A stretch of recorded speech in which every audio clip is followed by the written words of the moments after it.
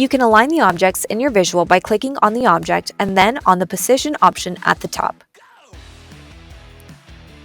Then, in the drop-down menu, you can select from different alignment options such as middle, center, left, right, top, and bottom. You can group 2 or more objects to align them with the option you desire, as we show here.